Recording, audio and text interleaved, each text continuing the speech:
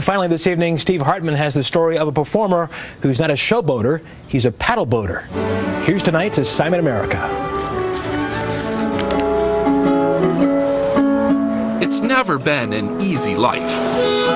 The life of the traveling coffeehouse musician. You play every song accompanied by an espresso machine.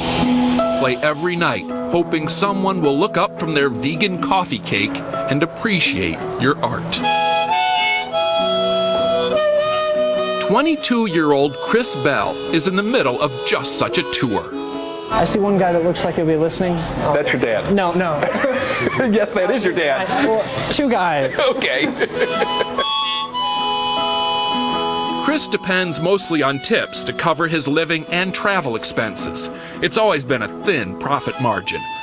But when gas prices shot up recently, it could have been curtains for his career. I'm not mad. I mean, it's a fact of life. It happens. I just have to find a way around it. Which he did. For this summer's tour, Chris left the highway behind for a transportation route that really hasn't been practical since horsepower was horsepower. The Erie Canal. Built in 1825, it was really America's first superhighway, running nearly 400 miles from Buffalo to Albany.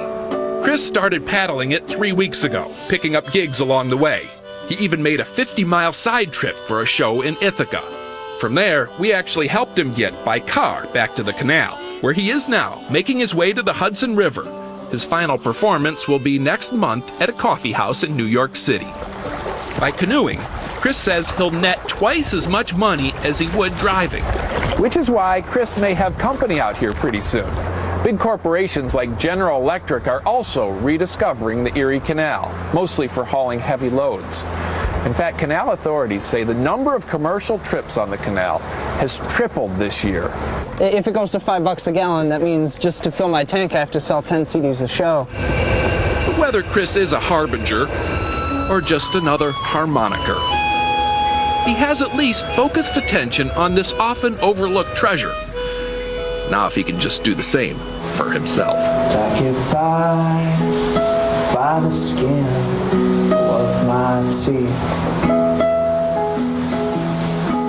And if gas prices don't come down substantially, Chris says next year he may try a sailing tour of Europe. Hope our travel department wasn't watching that stuff.